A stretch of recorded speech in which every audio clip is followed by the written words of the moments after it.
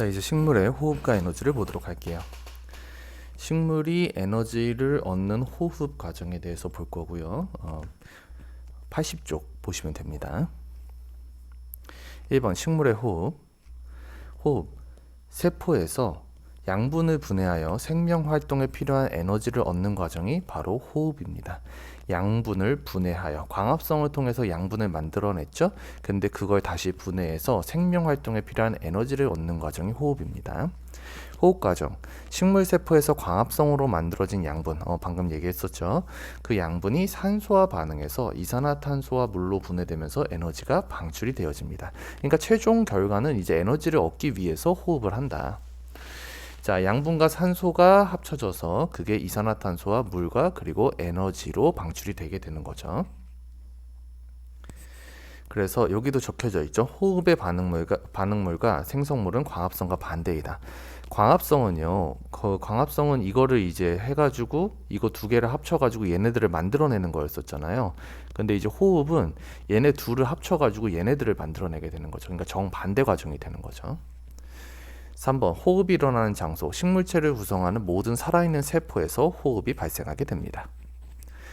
호흡이 일어나는 시기, 이게 중요합니다. 낮과 밤에 관계없이 항상 일어납니다. 여러분들도 숨 쉴 때 그 낮이든 밤이든 항상 일단 살아있으면 계속 숨 쉬는 거잖아요. 식물도 마찬가지예요. 식물도 낮에도 숨을 쉬고 호흡을 하고 밤에도 호흡을 합니다. 근데 광합성은 얘기가 좀 다르죠. 광합성은 빛이 있을 때만 광합성이 발생을 하죠. 그러니까 광합성은 빛이 있을 때만 하지만 그 식물의 호흡은 빛이 있건 없건 낮이건 밤이건 상관없이 항상 일어납니다. 그걸 잘 기억하셔야 됩니다. 자, 5번 호흡에 필요한 물질. 포도당. 광합성으로 생성된 양분인 일단 포도당이 필요합니다. 그리고 산소, 광합성으로 생성이 되거나 기공, 그 기체가 드나드는 구멍인 기공을 통해서 공기 중에서 흡수합니다. 자, 6번 호흡 결과 생성되는 요소를 볼게요. 자, 호흡할 때는 이러한 것들이 필요하고 요 두 개가 더해지면 결국 뭐가 만들어지느냐? 이산화탄소, 광합성에 이용이 되고 남은 것은 기공 등을 통해 어떻게 된다? 밖으로 방출이 되어집니다. 사람하고 똑같아요. 그리고 물, 광합성도 식물 세포의 생명 활동에 이용되거나 잎의 기공을 통해 밖으로 방출이 되어집니다. 그리고 에너지, 일부는 식물의 생장, 번식 등 생명 활동에 이용되고 대부분은 뭘로 바뀐다? 열 에너지로 전환되어집니다. 이거 잘 기억합시다. 자, 호흡을 식물이 하게 되면 이산화탄소와 물과 에너지가 생기게 되는데 그 에너지의 대부분은 열 에너지로 전환이 되는 겁니다. 열 에너지요. 그래서 호흡에 필요한 물질 두 가지, 포도당과 산소, 그리고 그 결과 생성되는 요소, 이산화탄소, 물, 에너지, 요 세 가지, 이거를 꼭 구별을 해서 암기를 하셔야 됩니다. 자, 식물의 호흡 결과 생성되는 이산화탄소를 확인하는 실험을 한번 보도록 할게요. 두 개의 비닐봉지를 준비하여 하나에만 시금치를 넣고 밀봉하여 암실에 하루 동안 두었다가 각 비닐봉지 속 기체를 석회수에 통과시킵니다. 왜 석회수에 통과시키느냐? 그 이유가 왼쪽에 나와요. 이산화탄소와 만나면 뿌옇게 흐려지므로 용액 속 이산화탄소의 유무를 확인하는 데 사용된다. 즉 우리가 방금 전에 봤죠? 호흡 결과 뭐가 생긴다고 했어? 이산화탄소가 생긴다고 했어요. 그래서 이산화탄소가 들어있는지 안 들어있는지를 확인하기 위해서 석회수에 통과시킵니다. 석회수가 이산화탄소와 만나게 되면 뿌옇게 흐려진대요. 자, 결과를 볼까요?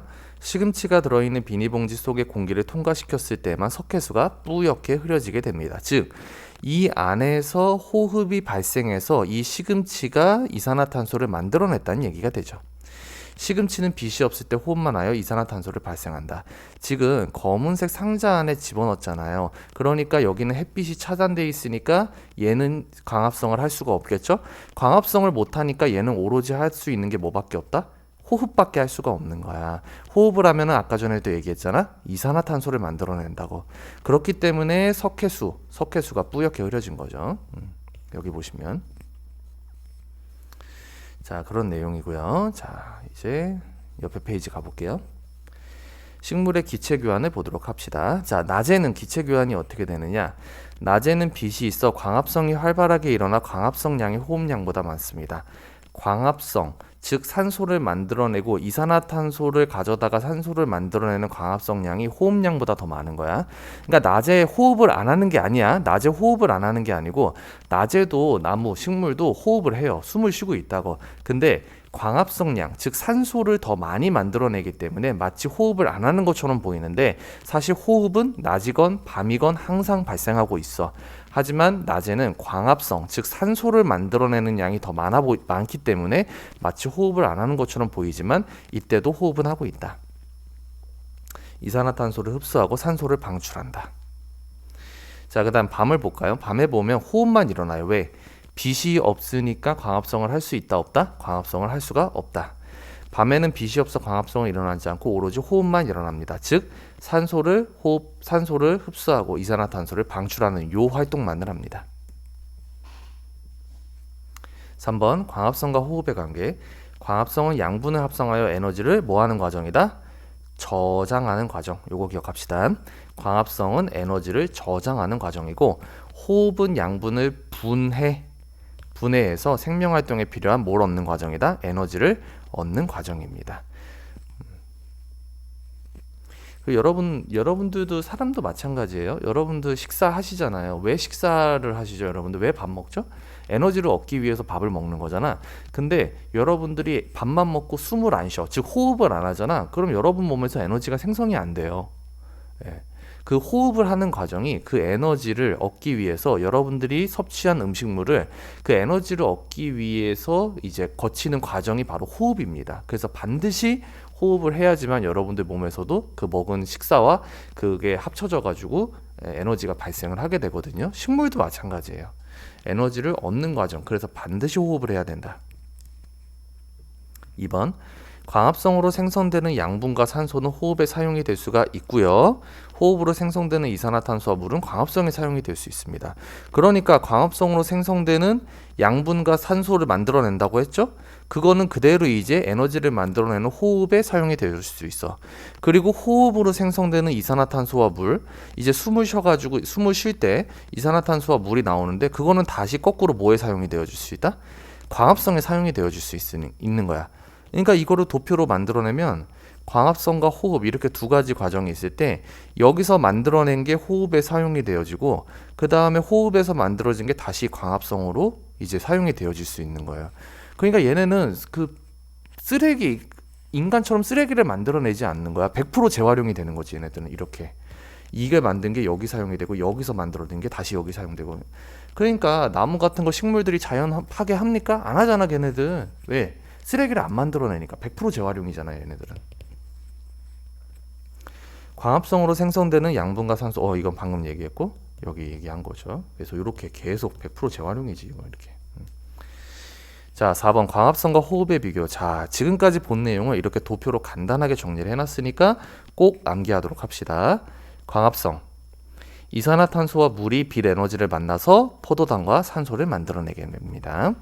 그리고 시기, 광합성은 빛이 있을 때만 일어나죠. 그래서 낮에 주로 발생을 하죠. 식물세포의 엽록체에서 광합성은 발생합니다. 그러니까 엽록체가 없으면 광합성은 일어나지 않습니다. 기체 출입, 이산화탄소를 흡수해요. 여기 있죠? 이산화탄소. 그리고 산소를 방출합니다. 그래서 산소 방출. 이산화탄소를 끌어다가 그걸 원료로 산소를 만들어내요. 에너지의 변화, 에너지를 저장한다. 빛 에너지를 흡수하기 때문에 에너지 저장의 과정이라고 보셔야 되고요. 호흡, 숨을 쉬는 거. 이제 광합성을 통해서 만들어내진 포도당과 산소가 이제 호흡할 때 다시 이산화탄소와 물로 바뀌게 됩니다. 이때는 자기가 갖고 있던 에너지를 방출하는 거야. 자, 호흡은 언제 일어난다? 항상 일어나요. 이걸 꼭 기억하셔야 돼요. 밤이건 낮이건 상관없이 항상 일어난다.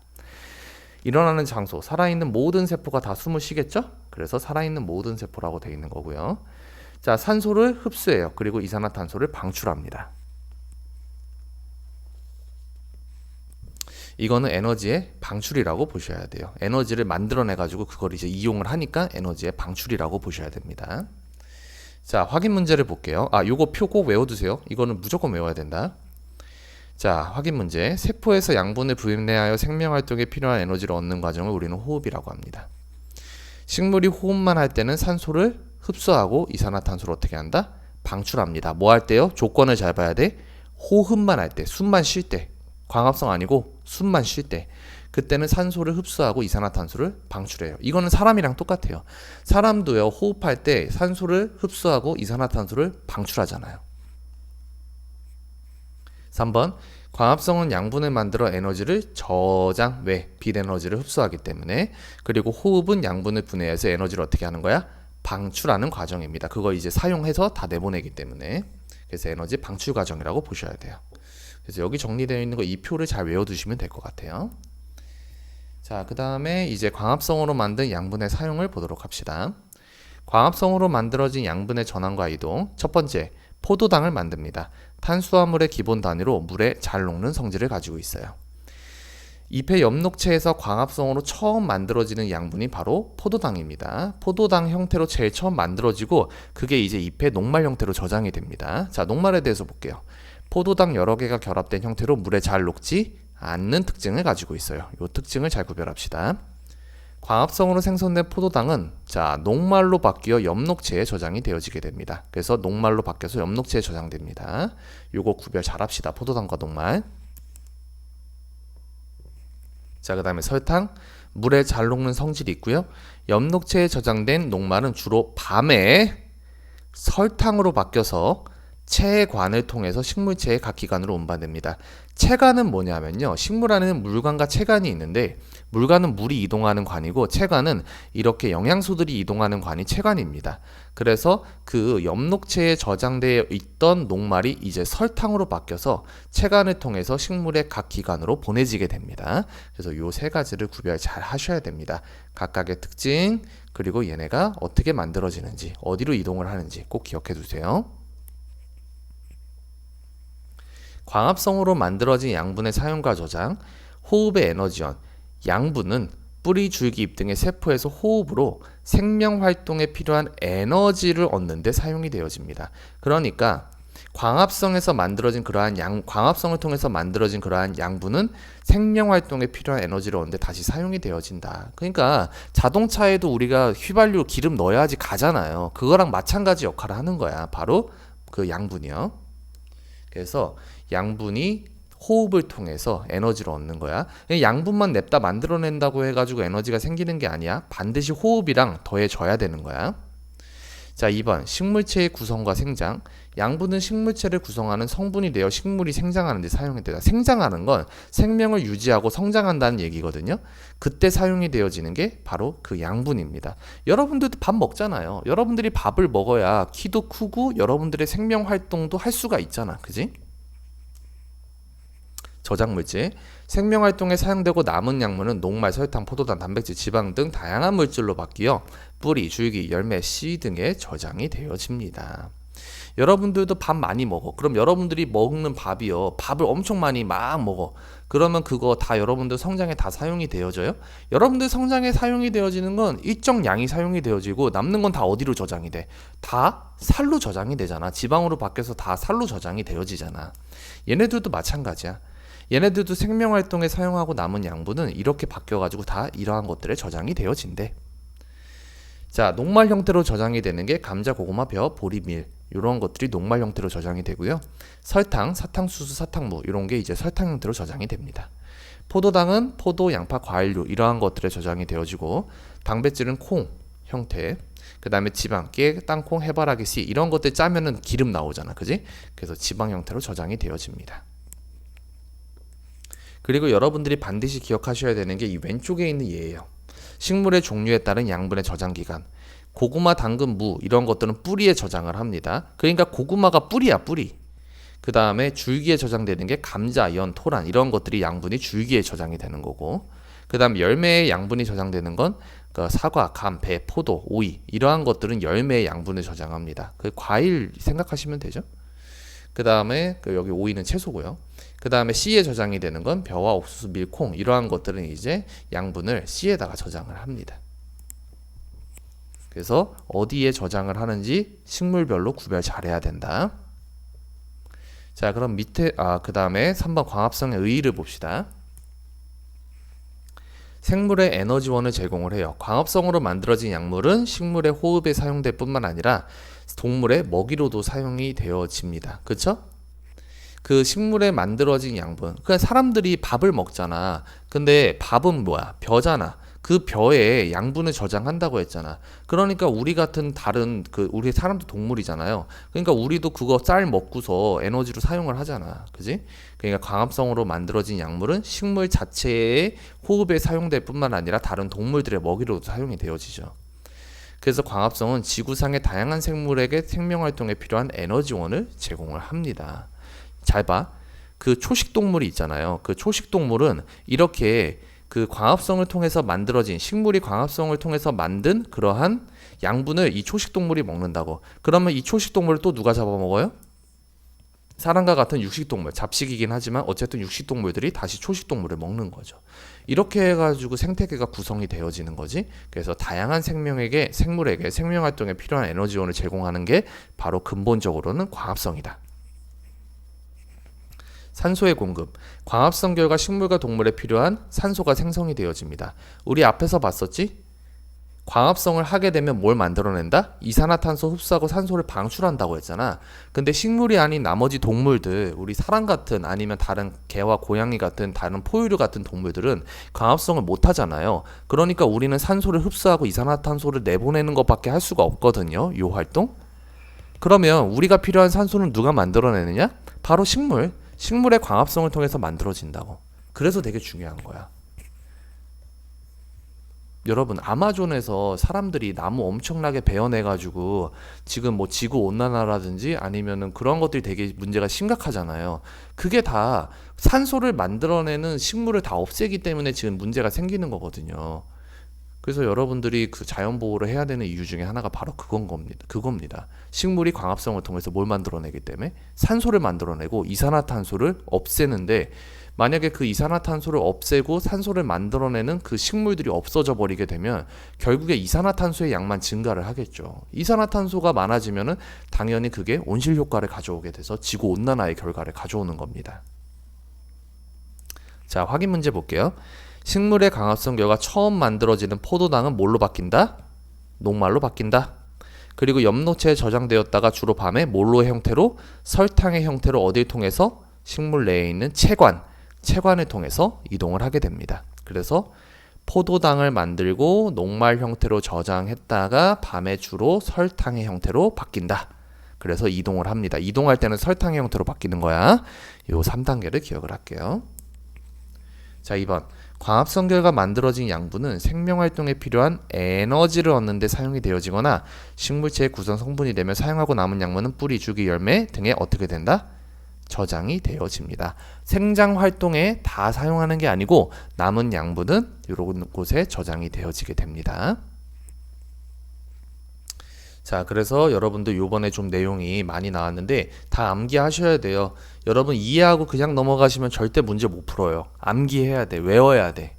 그래서 이거 다 들으시고 이제 워크북의 내용 정리하시고 그 다음에 기본 내용 다 암기한 다음에 빈칸 문제까지 풀어보시고 그 다음에 이제 본 문제를 풀어보도록 할 겁니다. 제가 꼭 알려드리는 방법대로 학습을 하세요. 여러분들 저한테 검사 받으려고 이거 하시는 거 아닙니다. 여러분들 다음 달에 있을 시험 잘 보려고 하는 거지 저한테 검사 받으려고 하는 게 아니니까 꼭 그거를 잘 생각하셔가지고 학습을 하셔야 돼요. 저한테 검사 받으려고 뭐 보고 뺏겨 쓰고 외우지도 않고서 그냥 그날 해야 될 분량만 하고 이런 거 아무 의미 없어. 그리고 그거 니네가 제대로 했는지 안 했는지 시험 결과에서 딱 드러나. 그러니까 저한테 검사 받으려고 공부하지 마세요. 여러분들 시험 잘 보려고 공부하는 겁니다. 아시겠죠?